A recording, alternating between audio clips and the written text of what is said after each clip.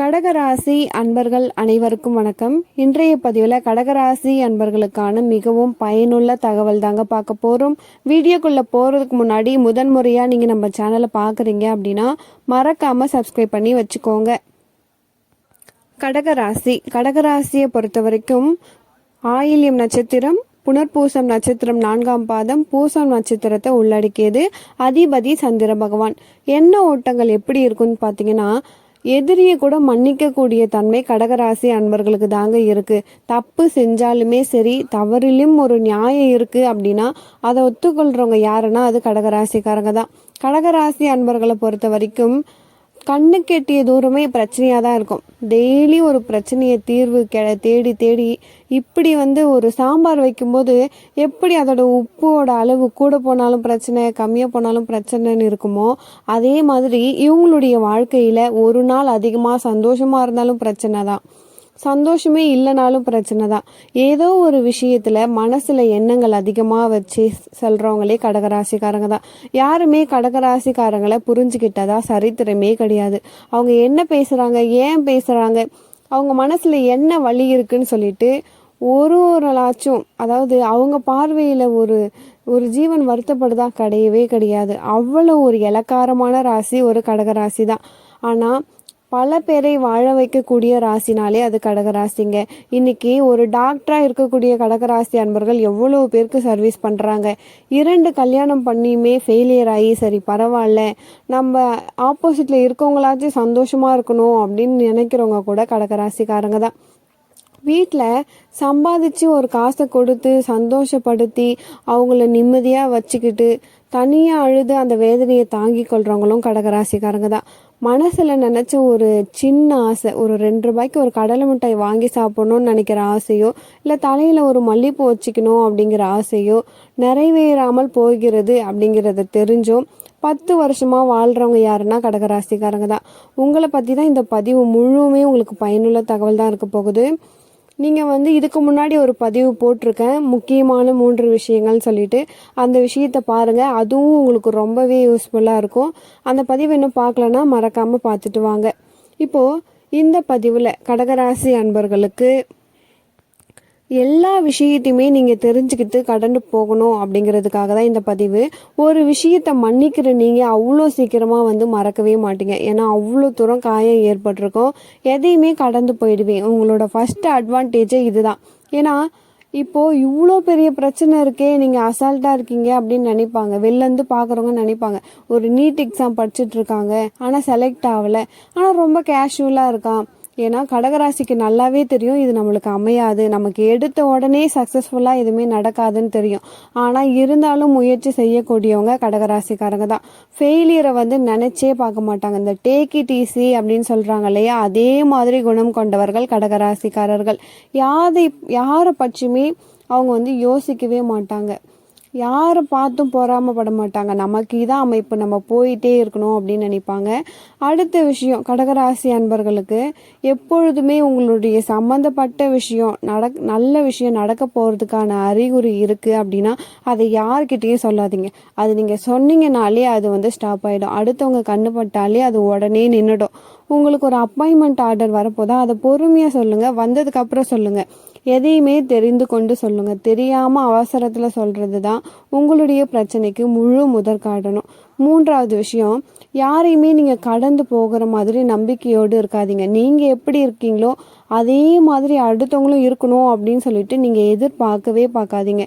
அப்படி நீங்க பார்த்துட்டீங்கன்னா நீங்க தான் ஏமாந்து போயிடுவீங்க. ஏன்னா உங்களுடைய குணமும் உங்களுடைய பண்பும் அடுத்தவங்களுக்கும் இருக்கணும் அப்படின்னு நீங்க எதிர்பார்க்குறீங்கன்னா அது பெரிய தப்பா போயிடும். இப்போ நான் 10 ரூபாய் கடன் கொடுத்தேன்னா அந்த 10 ரூபாவை திருப்பி கொடுத்ததா நினச்சிக்கோங்க. நான் என்னைக்காச்சும் கஷ்டப்படும் பொழுது 100 ரூபாய் கொடுப்பாருன்னு நினைக்கவே நினைக்காதீங்க. தரவே மாட்டாங்க. ஏன்னா நீங்கள் ஒரு 10 ரூபாய் கொடுத்து உதவி பண்ணீங்க அப்படின்னு சொல்லிட்டு வேற யாருக்கிட்டனா பெருமையாக கூட பேசவே மாட்டாங்க. அடுத்த விஷயம், ரொம்ப விவரமாக, ரொம்ப தெளிவாக, ரொம்ப ஆரோக்கியமாக இருக்கிறீங்கன்னு நினைப்பாங்க. ஆனால் இவங்களுக்கு பிரச்சனை என்ன தெரியுமா, ஓவர் கான்ஃபிடென்ட் தான். எல்லா வேலையும் இழுத்து போட்டு செய்கிறது, தன்னை பற்றி கவனிக்காமல் இருக்கிறது. அடுத்த விஷயம், பிரச்சனை வருதுன்னு தெரிஞ்சும் அதை சுயநலமாக விலகாமல் அந்த பிரச்சனையை போய் எதிர்கொள்ளுவாங்க. இதுதான் கடகராசிக்காரங்க. ஏன்னு இன்ன வரைக்கும் தெரியல. ஏன்னா பொதுவாக சொல்கிறேன், இப்போது ஒரு பிரச்சனை அப்படின்னு வந்தாலே எல்லாருமே ஓடி போயிடுவாங்க. ஆனால் அந்த பிரச்சனையை சமாளிக்கணும் அப்படின்னு சொல்லிட்டு களத்தில் நின்று சமாளித்து தன்னை சுற்றி இருக்கவங்களுக்கு எந்த விதமான பாதிப்பும் அடையக்கூடாது அப்படின்னு நினைக்கிறவங்க கடகராசிக்காரங்க. ஒரு சின்ன அலர்ட்டாக சொல்கிறேன், எல்லா விஷயத்தையும் இதே மாதிரி கடந்து வராதிங்க. உங்களுடைய கணவனோ மனைவியோ இருக்காங்கன்னா அவங்கள விட்டுருங்க. நீங்கள் அவங்களுடைய கடனை அடைக்காதீங்க. உங்களுடைய நகையை நீங்கள் விற்காதீங்க. அவங்கள நல்ல வழிப்படுத்தணும் அப்படின்னு நீங்கள் நினச்சிங்கன்னா நீங்கள் செஞ்சதுக்கான நன்றி கூட அவங்களுக்கு தெரியவே தெரியாது. ஒரு பழமொழி கூட இருக்குது, அதாவது நம்ம செய்யறத அவங்க உணரலைன்னா கூட பரவாயில்ல, ஆனால் காப்பாற்றிட்டோம் அப்படிங்கிற ஒரு எண்ணம் கூட அவங்களுக்கு உங்கள் மேலே ஏற்படாது. குழந்தைகள், இப்போது குழந்தைகள் தந்தை தாய் அதிகமாக சாபம் பெற்றவங்க யாருன்னா கடகராசிக்காரங்க தான். சொந்த வீட்டுக்கு மாடு மாறி உழைச்சி சொந்த வீட்டில் இருக்கவங்களும் திட்டுவாங்க. காரணம் அன்பை எதிர்பார்க்கறதால தான், அன்புக்காக அடிமை ஆகிறதால மட்டும்தான். ஏன்னா இப்போ கடகராசி அன்பர்களுக்கு உங்களுக்கு அன்பு வேணும் அப்படின்னா நீங்களே தான் கிரியேட் பண்ணிக்கணும். நம்பிக்கை வேணும்னா நீங்கள் மட்டும்தான் கிரியேட் பண்ணிக்கணும். மோட்டிவேஷன் வேணும்னா உங்களால் மட்டும்தான் கிரியேட் பண்ண முடியும். சும்மா வேறு யார்கிட்டயாச்சும் இருந்தால் அன்பு வரும், மோட்டிவேட் பண்ணுவாங்க, அவங்க என்னை காப்பாற்றுவாங்க, இவங்க எனக்கு உதவி பண்ணுவாங்க அப்படின்னு நினச்சிட்டு ஒரு நாள் கூட தூங்கவே தூங்காதீங்க.